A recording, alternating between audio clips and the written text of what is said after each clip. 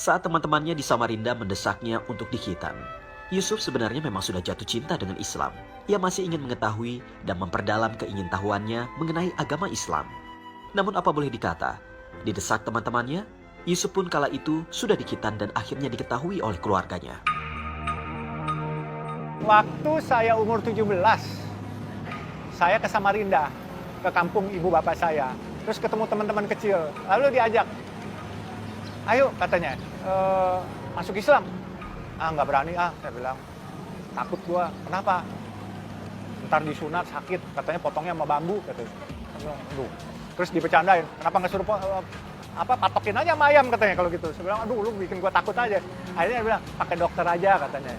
Nah udah saya beraniin diri, ya udah deh saya dihitan dulu aja daripada saya masuk Islam dulu. Saya nggak berani cerita sama ibu bapak saya dihitan. Tanpa sepengetahuan, makanya saya sama teman-teman bandel-bandelan aja. Saya pakai sarung di rumah karena berapa hari. Terus kakak saya jahil, kok jalannya ngengkang katanya. Saya bilang nggak apa-apa. Dia ngadu ke ibu saya, itu jalannya ngengkang. Jangan-jangan kena penyakit kotor katanya. Ibu saya datang marahin saya. Akhirnya saya ngaku sama ibu saya bilang enggak, saya nggak nakal, saya dihitan. Saya pikir ibu bapak saya marah, ternyata nggak marah, alhamdulillah. Kembali ke Jakarta, rasa penasaran Yusuf pun semakin memuncak. Melalui surat kabar, ia pun akhirnya sampailah ke Al-Azhar. Di sana, Yusuf pun lalu bertemu dengan Buya Hamka. Tak disangka, niatnya untuk mempelajari Islam, Yusuf seketika itu pun langsung memeluk agama Islam yang sudah dicintainya tersebut. Begitu ke Jakarta situ, saya mau masuk Islam, di mana saya nggak tahu. Satu hari ada seorang pengusaha dari Samarinda juga, saya baca di sebuah majalah, dia masuk Islam di Al-Azhar melalui almarhum Buya Hamka. Saya baca, saya simpan majalahnya. Saya tanya-tanya, saya akhirnya cari ke Masjid Al-Azhar. Di Al-Azhar, saya ketemu Ustadz Zaini namanya, sekretaris Buya Hamka. Lalu saya ceritakan, saya mau masuk Islam. Nggak lama Buya Hamka keluar. Terus dia tanya mau apa? Saya bilang, saya mau belajar Islam. Oh, mau belajar Islam? Iya, tapi saya mau masuk Islam. Tapi nanti, saya bilang. Nggak boleh nanti, katanya. Loh, kenapa nggak boleh? Harus hari ini. Loh, kok maksa? Saya bilang gitu. Enggak, dia bilang, bukan saya maksa. Kalau kamu mau masuk Islam, lakukan hari ini, karena saya harus membimbing kamu. Kalau kamu nanti pulang, kamu kena musibah, kamu kecelakaan, kamu meninggal kafir, dosanya di saya, kata Buya Hamka. Oh ya, tapi saya bilang saya belum bisa, saya kan harus belajar dulu. Nggak usah, saya bimbingin. Ya, saya tulisin kamu. Ya kan, kamu baca 2 kalimat syahadat, saya bimbingin. Akhirnya baca. Seiring berjalannya waktu, saya makin memperdalam agama Islam saya mulai berusaha. Karena saya sempat dibilang, waktu saya masuk Islam itu, bahkan saudara-saudara saya ada yang ngomong, itu Islam agamanya orang miskin, lu ngapain? Jadi miskin lu masuk Islam katanya. Belum tentu, saya bilang gitu. Siapa tahu gue jadi kaya, ntar lu nyesel lo kalau nggak mau ikut saya mesti bercandain gitu. Setelah pertemuannya dengan Buya Hamka, Yusuf pun akhirnya sering kembali kepada sang sastrawan ternama tersebut. Tidak disangka, sebuah selamatan pun dibuat Buya Hamka kala itu untuk Yusuf. Seketika namanya pun berubah, tanggung jawab dan jalan hidupnya pun ikut berubah. Saya datang dibikin syukuran di Aula Al-Azhar. Di situ Buya memberikan tanda cincin warna biru kepada saya. Hari ini kau kuangkat sebagai anakku. Saya kaget. Dan kau izinkan mempergunakan nama Hamka di belakangmu, katanya, Yusuf Hamka. Dan kau harus berjanji, sebarkan terus syiar Islam di kalangan teman-teman Tionghoa. Jelaskan ke mereka bahwa agama Islam ini adalah agama leluhur mereka. Jangan nanti menyesal. Gitu. Insya Allah, Buya, saya bilang. Nah, itu akhirnya saya memakai nama Hamka di belakang saya sebagai anak ideologisnya Buya. Jadi itu menurut saya satu kehormatan.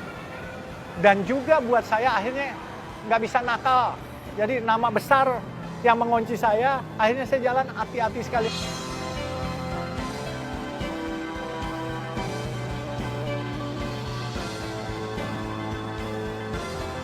Meski kini namanya dikenal sebagai pengusaha sukses, namun siapa sangka perjalanan karirnya tidaklah mulus.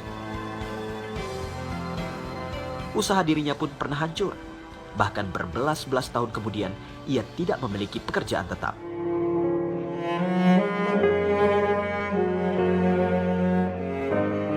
Ya, memang saya sempat sedih sih. Waktu tahun 80-an saya pernah kerja di perusahaan kayu. Terus hasilnya nggak memuaskan. Saya kirim lamaran, ada 200 perusahaan saya kirim. Nggak ada yang balas satu juga. 200 lamaran, nggak ada yang balas satu juga. Akhirnya ya, saya bilang, ya Allah, saya nggak boleh jadi orang kerja kali ya, saya bilang gitu. Saya harus jadi apa nih? Cita-cita sebenarnya cuma nggak muluk-muluk jadi tukang parkir. Tapi lihat orang main film banyak dapat duit kali ya, kepengen jadi bintang film juga. Tapi kagak jadi juga, rupanya garis tangan nggak bisa.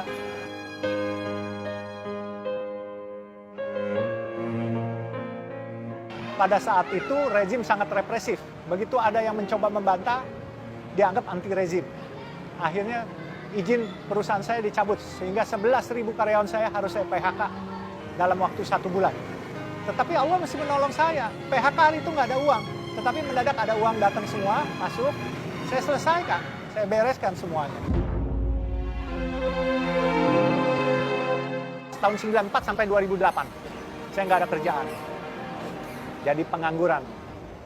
Nah, di situ saya mulai ikut di pemboran minyak lepas pantai yang bekas Medco punya, Apexindo. Terus ya mulai ikut membeli waktu itu saham Bank Papan Sejahtera, Bank Masil yang kena likuidasi, ikut-ikut teman.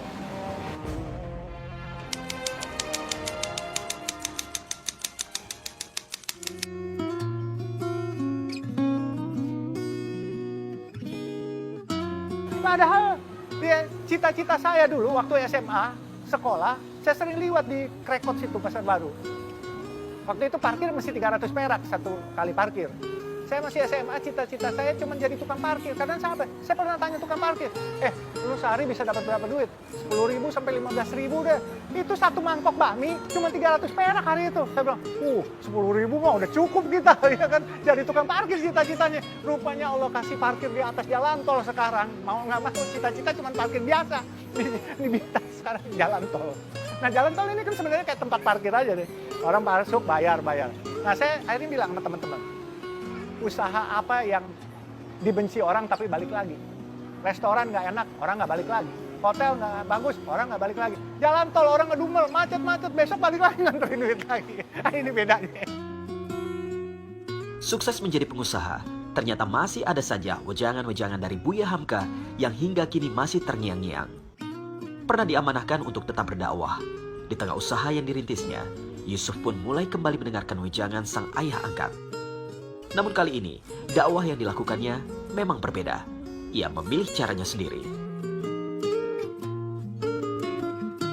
Terus saya berpikir, kalau saya jadi penceramah juga, jadi ustadz juga, kapan saya bisa mengharumkan nama Islam dengan cara yang lain? Semua mengharumkan nama Islam dari masjid ke masjid dengan cara berkhotbah.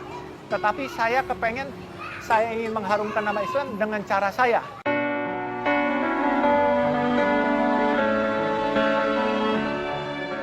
Bikin masjid ini, alhamdulillah ya, nggak terlalu mahal juga.